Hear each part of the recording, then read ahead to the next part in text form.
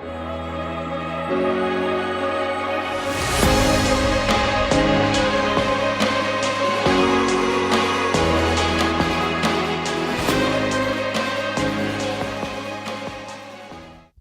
pessoal, bom dia, boa tarde, boa noite. Estamos dando início a mais um episódio do Parabolando Podcast.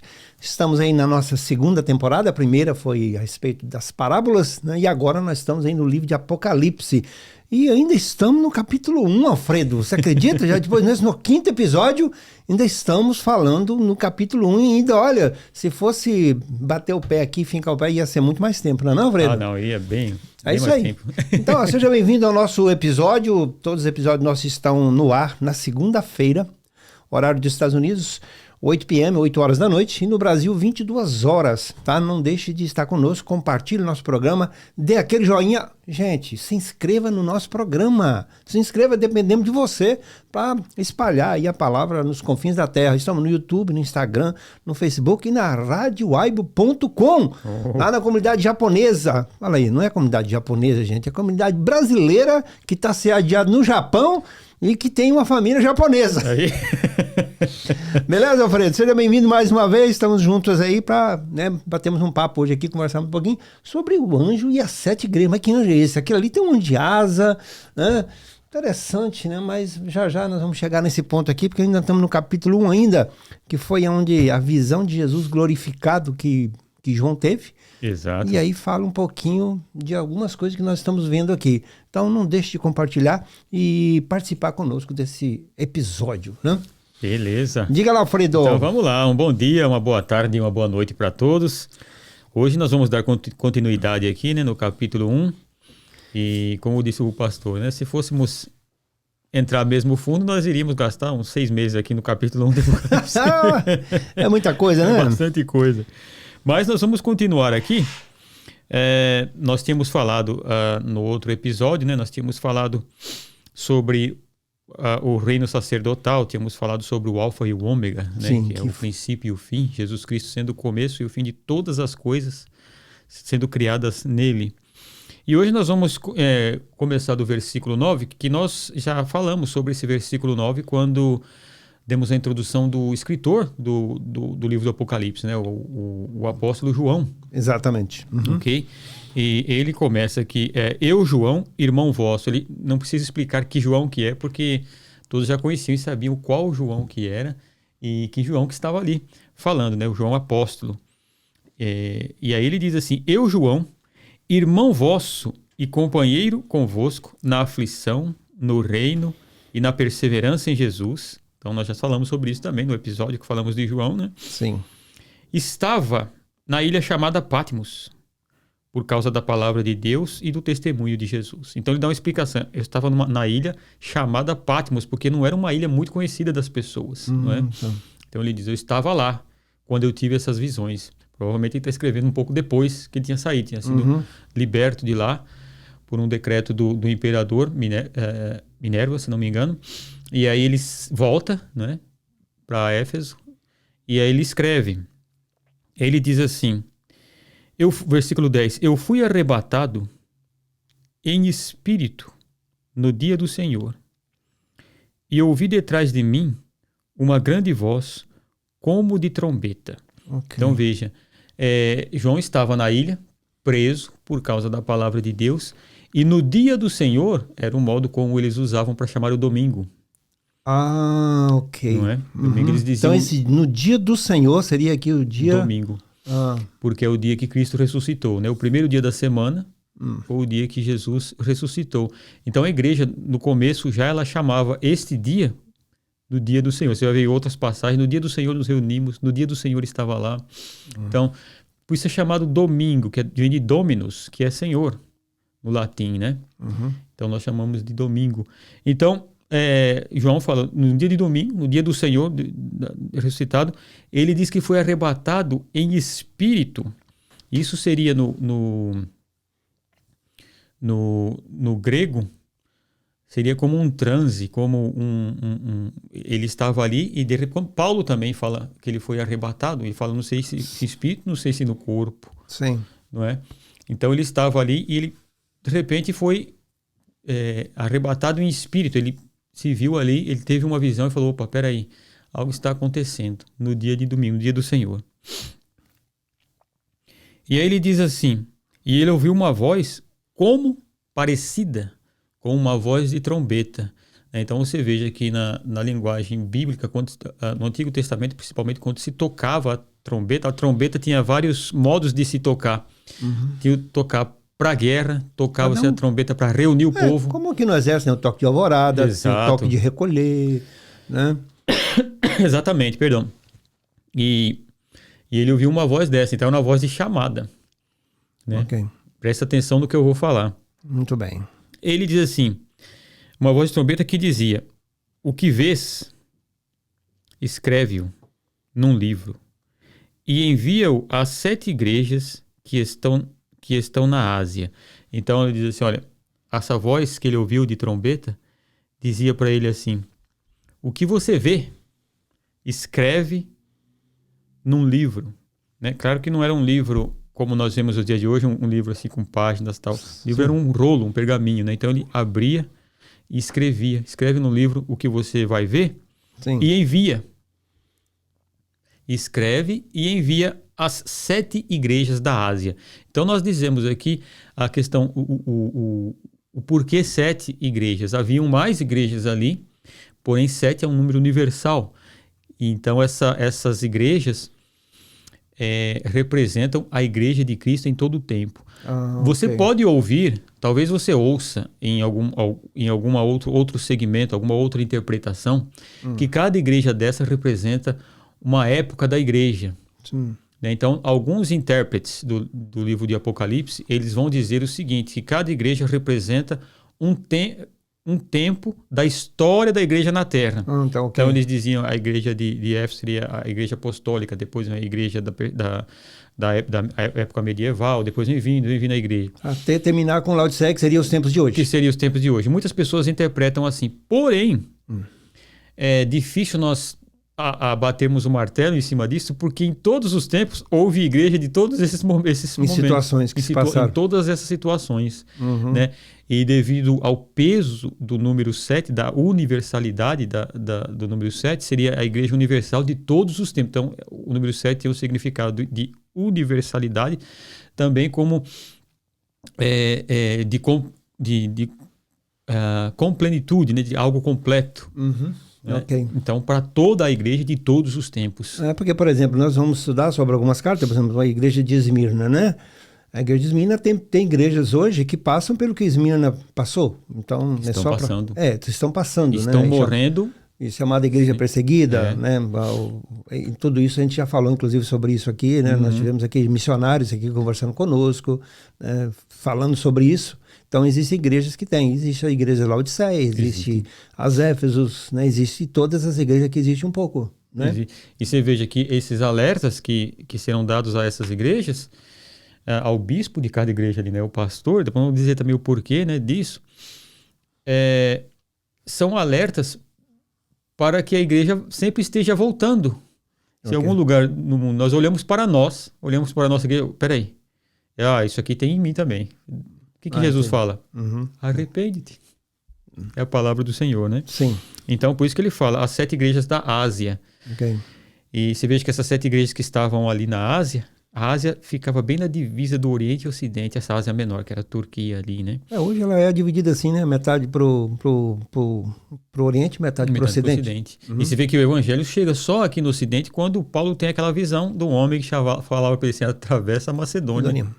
Né? É quando chega para nós. Então, isso já mostrava que o Evangelho iria avançar.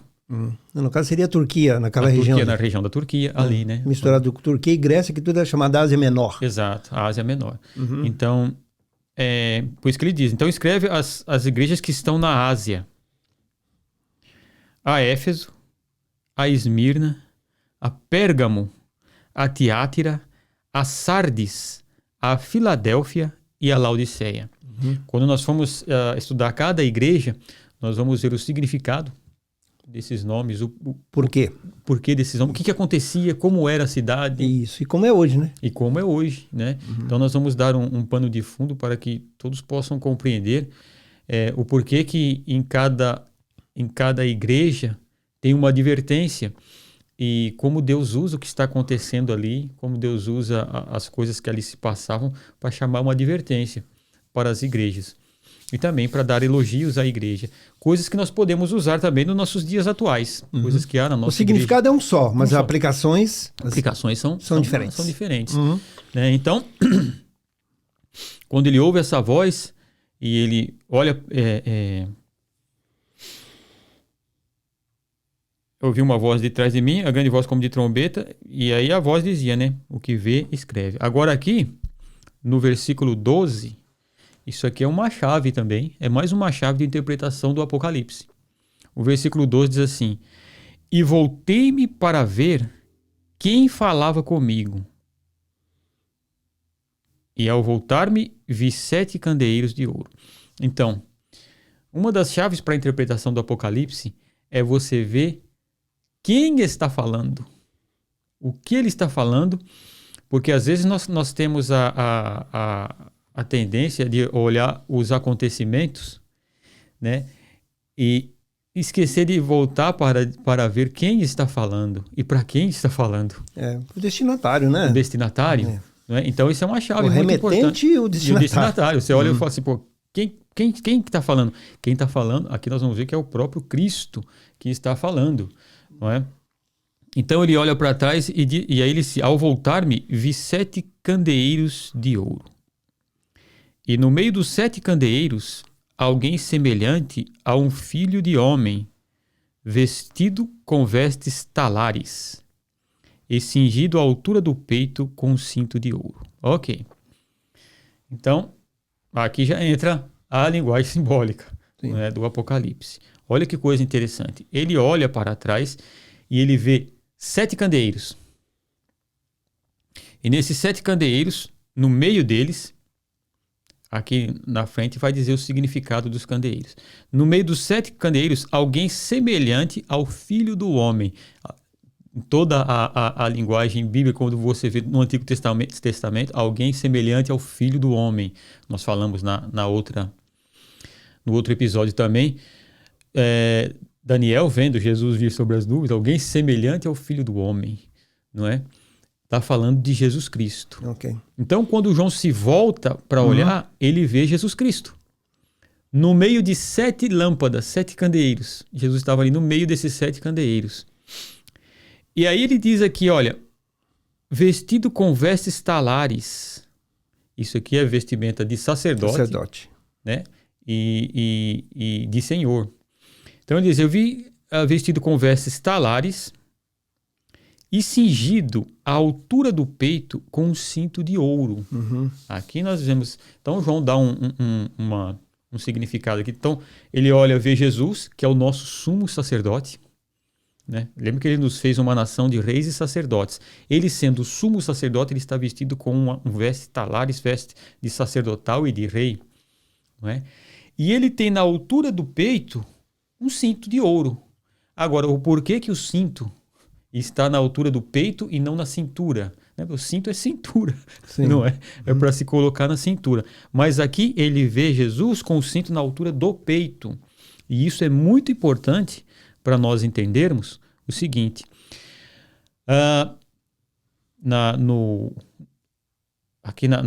Nos tempos bíblicos, as pessoas usavam, todos eles usavam aquele manto. Não tinha calça jeans ainda naquela época. Né? Então eles usavam o manto. Quando a pessoa ia trabalhar, ele amarrava o cinto na altura da cintura para ele poder puxar o seu vestido para cima e puxar ele para cima e colocar por cima do cinto para que a barra do seu vestido fosse levantada para ele poder trabalhar no campo. É como o cara que vai dobrar a barra da calça para capinar. Lá seria como um vestido. Na verdade, não é um vestido, é tipo uma capa. Uma capa, uma capa. Manto, é um camisolão. Camisolão. Isso, exatamente. Isso, é um camisolão. Então, como ele colocava o cinto na altura da cintura, ele puxava para cima, né, para não sujar a barra do vestido para poder capinar, para poder mexer com a terra. Como um homem dobra a barra da calça quando vai capinar ou vai fazer alguma A coisa. gente fala vestido, gente, não vestido de mulher, vestir de vestir. De vestimento, Vestido exato. significa que está... Túnica, uma túnica. É uma túnica, né? Assim como José tinha uma túnica listrada, não é? Aham. Então, o que acontece? Aquela túnica, o trabalhador usava ela, o cinto na cintura e puxava para poder trabalhar. O senhor, o dono da seara, aquele que era o senhor dos servos, Uhum. ele não usava o cinto na cintura, porque ele não estava trabalhando. Ele usava o cinto na altura do peito, porque ele era senhor, dono. Então esse era um... Ele não ia trabalhar. Então, muitas vezes, nós vemos... João tinha ouvido Jesus dizer assim, eu não vim para ser servido, eu vim para servir. João tinha ouvido Jesus falar isso. E João tinha visto Jesus crucificado, ele viu Jesus morrer por nós, ele viu Jesus, o santo servo do Senhor. Não é?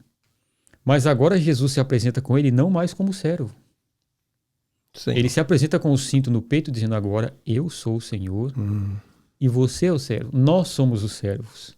Então, isso que nós temos que entender. Nós olhamos para Cristo hoje não como um empregado nosso, que nós vamos pedir para ele fazer as nossas vontades. Mas nós o olhamos como servos e dizemos, seja feito, nós viemos aqui para fazer a vontade do Senhor. Não a minha vontade, né? Então nós estamos para servir, não para ser servidos. De quando em quando a igreja, por isso que a igreja tem essas repreensões, né? De quando em quando a igreja entra nesse negócio, né? Eu vou à igreja pedir para Deus resolver um problema, pedir para fazer, ele resolve, ele faz. Mas esse não é o ponto. Né? Mas o ponto não é para isso que nós vamos à igreja, não é para isso que nós servimos, nós estamos para servi-lo. O objetivo da nossa vida é servir a Deus. Nós servimos o Cristo com um cinto na altura do peito. Nós somos os servos agora. Okay. Estamos aqui para te fazer a tua vontade. Muito bem. E aí ele diz assim, a sua cabeça e cabelos eram brancos como a lã, como a neve. Então, ele vê Jesus crucificado e agora ele vê Jesus com vestes talares, cinto na altura do peito e a cabeça e os cabelos eram brancos. O que significa isso? Por que Jesus estava de cabelo branco? Não é? Vamos lá no livro de Daniel para nós entendermos, no capítulo 7. Capítulo 7 do livro de Daniel, no versículo 9, ou versículo 9, Daniel capítulo 7, versículo 9.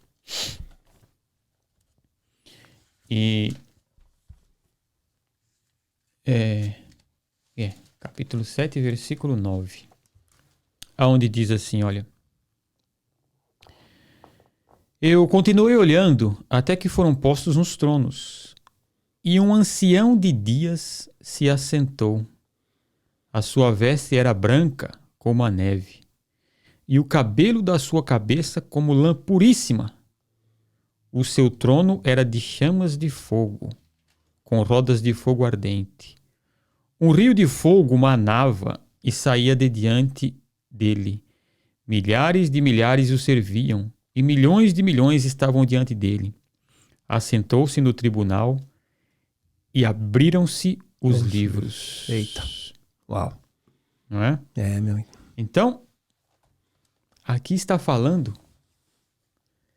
da divindade de Cristo e do poder de julgar. Então, o apóstolo João está vendo Jesus com cabelos brancos, porque Daniel tinha visto o ancião de dias, depois você pode ler lá, que é o Pai, está colocando Jesus, não é, na mesma altura de divindade com o Pai, porque ele tem os cabelos brancos e a cabeça branca como a neve. Então Jesus é Deus e tem o poder de julgar. Ele como o Senhor. Agora, quando Jesus estava entre nós, ele diz assim, o Filho do Homem não veio para julgar o mundo, ele veio para salvá-lo, não é? Mas agora ele se apresenta como Senhor e ele virá para julgar as nações, não é? Exato. Por isso que ele se apresenta com cabelos brancos, ele é Deus, a divindade de Cristo. E aí ele diz assim, e os seus olhos como chama de fogo. Então, João vê Jesus agora com olhos como chama de fogo. Você vai ver que no livro de Deuteronômio, capítulo 4, versículo 24, diz assim que Deus é fogo consumidor. Fogo é para purificação. Fogo é juízo e purificação. Então, veja, aqui ele está vendo que Jesus virá trazer juízo sobre a terra. Não é? O castigo virá sobre todo aquele que não o recebeu. Por isso que seus olhos são como chama de fogo. Veja que o João Batista, quando perguntaram para ele se ele era o Messias, ele disse assim, olha, eu não sou o Messias. Aliás, eu não sou digno nem de carregar a sandália dos seus pés. Né? Aquele que vem depois de mim é mais poderoso que eu. Eu vos batizo com água, não é? Como sinal de arrependimento. Mas aquele que vem após de mim vos batizará com o Espírito Santo e com fogo. E aí ele diz assim, o machado está posto na árvore. Depois ele diz assim, ele vai recolher no celeiro o trigo e a palha ele vai jogar no fogo, que nunca terá fim. Então o fogo é elemento de juízo. Jesus virá, ele virá trazer juízo sobre a terra. Então toda vez que se fala de fogo, o batismo com o Espírito Santo era para aqueles que criam. Ele vos batizará com o Espírito Santo. Todo aquele que crê nele vai receber o Espírito Santo. E com fogo, aquele que não crê. Então o batismo com fogo é para aquele que não crê. Por isso que nos olhos de Jesus, João viu chama de fogo. Okay. Não é? Depois ele diz assim, os seus pés eram semelhantes a latão reluzente, como que refinado numa fornalha. Então, você vai ver lá no livro de Daniel também, no capítulo 10, versículo 6, que vai ter a mesma visão. Os pés de latão reluzente. E por que ele coloca, em algumas traduções está bronze? Bronze, minha bronze. Bronze, né? Então Sim. pode estar bronze. Aí aqui está, na minha tradução, está como latão reluzente, como refinado na fornalha. Porque é Cristo, nós vamos ver aqui no Apocalipse, que pisa o lagar da ira de Deus. Então os pés com que reluz são pés de autoridade e reino. Você vai ver que quando Daniel tem a visão da estátua, ele vai vendo a cabeça da estátua era o reino da Babilônia, que era o Nabucodonosor. Depois ele vê o reino Medo-Persa, que vinha na região do peito aqui. Depois ele vê o reino grego, que era na altura do ventre. E depois ele vê o reino do Império Romano, que era a perna de ferro. E depois ele vê o reino do Anticristo, que era os pés, em parte ferro e em parte barro. Uhum. E aqui, os pés de Jesus, ele é tão reluzente, aos pés que vão destruir o reino do Anticristo. Okay. O pé de poder, por isso que ela é tão reluzente, o bronze, que vai pisar e vai destruir. Sim. Né, com sua força. E aí ele diz assim,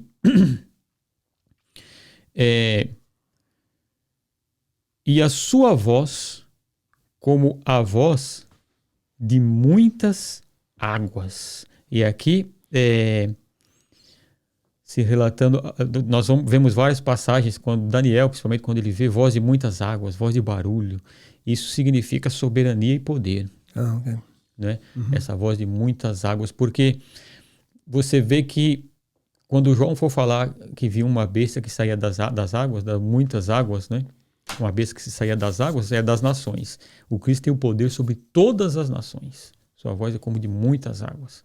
Né? Tem poder sobre todas as nações que existem no mundo. Por isso é a soberania e o poder. Sim. Não é? E ele tinha na mão direita 7 estrelas.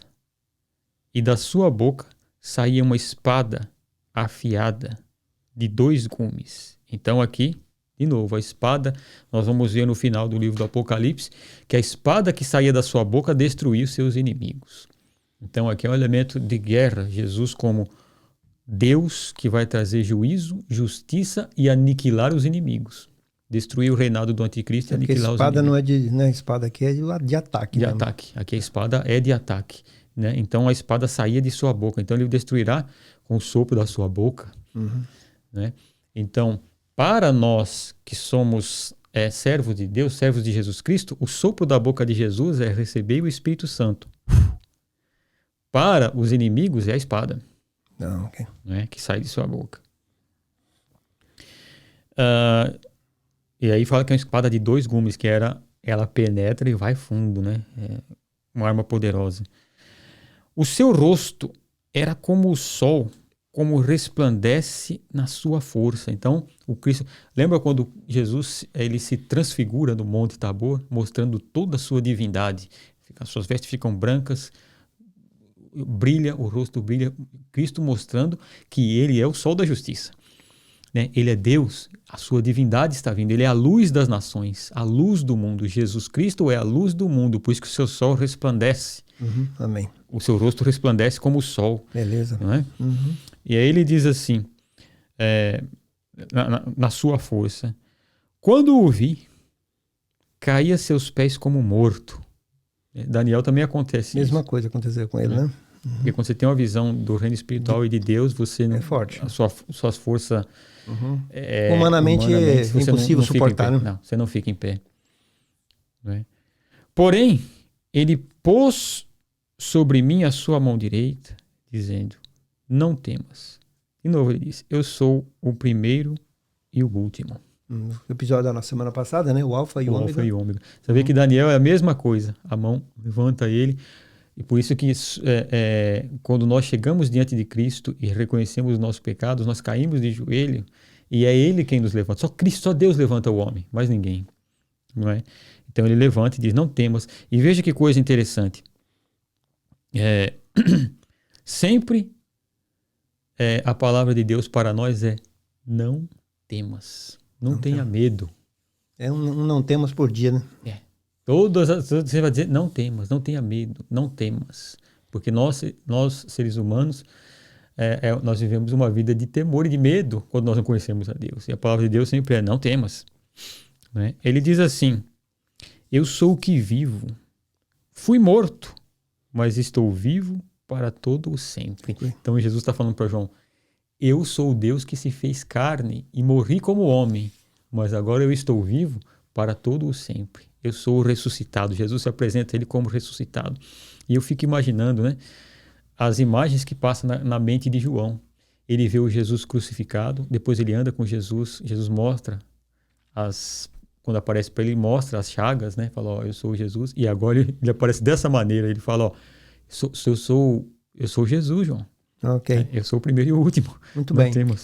Gente, nós já estamos quase encerrando o nosso episódio, só para vocês terem ideia. Nós vamos terminar com esse versículo agora, que é o versículo 18. Ok. Olha só, gente. Olha só.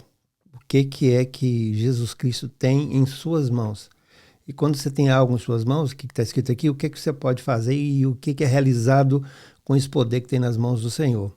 Escuta aí, tá bom? Olha que coisa maravilhosa. Esse é o nosso último versículo de hoje, que é o versículo 18, tá? Próxima semana nós vamos continuar, nós vamos falar sobre o mensageiro e as estrelas, que está aqui no assunto, né? Na próxima semana, no nosso próximo episódio. Tá ok? E hoje nós vamos ficar por aqui. O Alfredo vai explanar para vocês aqui em relação, quando ele depois logo que diz que estou vivo pelos séculos do século, que significa para sempre, eternidade, e o que ele tem em mãos. Exato. Olha só o que ele diz no versículo 18. Eu sou o que vivo e morto, mas agora vivo para sempre. E tenho as chaves da morte e do inferno. Ok. Então, vamos lá para o Evangelho de São Mateus, no capítulo 10, para nós entendermos melhor aqui. Mateus capítulo 10, no versículo 28. Olha o que Jesus diz. Não temais os que matam o corpo e não podem matar a alma. Temei antes aquele que pode fazer perecer no inferno tanto a alma como o corpo. Duas coisas. Então, tanto a alma como o corpo. Porque alguns ficam assim, o que vai ao inferno? Né? É o espírito ou é a alma ou é o corpo? Tá aí a pergunta, né? Na ressurreição vão os dois. Uhum. Então, olha que coisa interessante. Quem é esse? Jesus estava falando, vocês vão ser perseguidos e tal, mas não tema eles, porque eles podem matar a sua alma e não pode matar o teu corpo e não pode fazer nada com a tua alma. Tema antes aquele que tem o poder. Quem tem o poder? Sobre a morte e sobre o inferno. Uau. Jesus Cristo.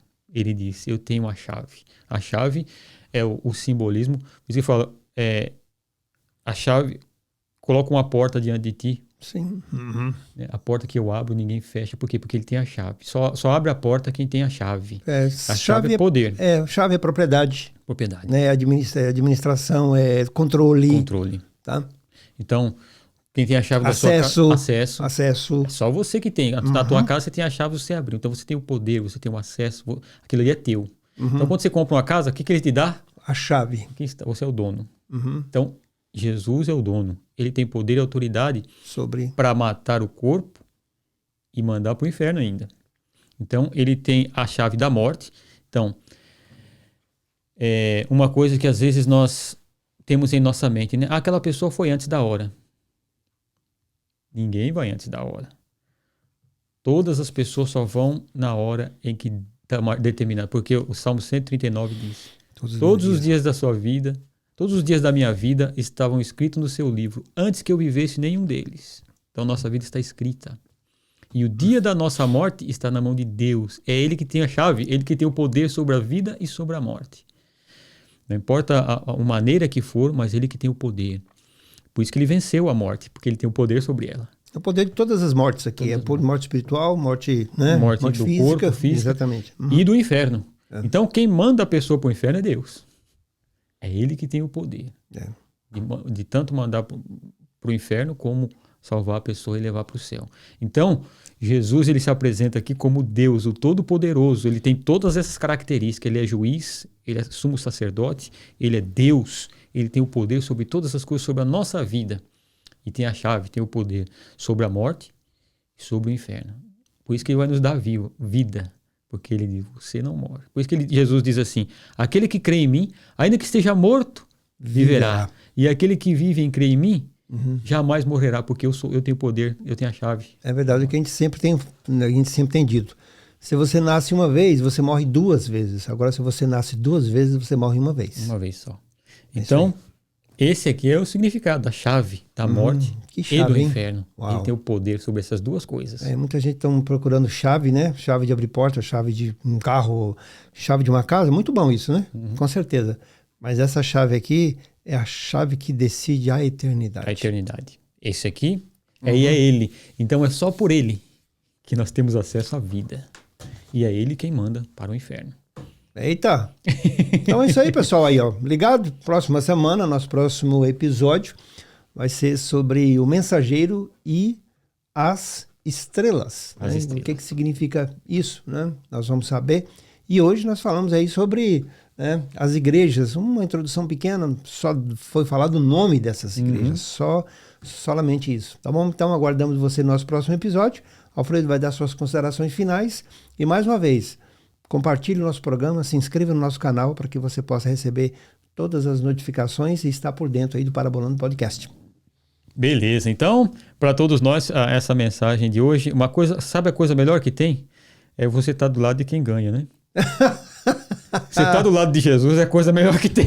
Eita, aí, ó. Porque ele tem o poder sobre todas as coisas. Então, talvez você esteja assistindo esse Parabolando aqui, às vezes você nunca tenha feito uma decisão por Cristo. Não é? Eu digo para você, esteja do lado de quem tem poder. É a melhor coisa do mundo sobre a nossa eternidade. De quem tem a chave, né? De quem tem a chave. Tá bom, então. Falou, pessoal. Então, um grande abraço a todos, tá? Obrigado por você estar conosco em mais um episódio do Paraboleste, no Parabolando Podcast, e nos vemos até o próximo. Até mais. Tchau, tchau.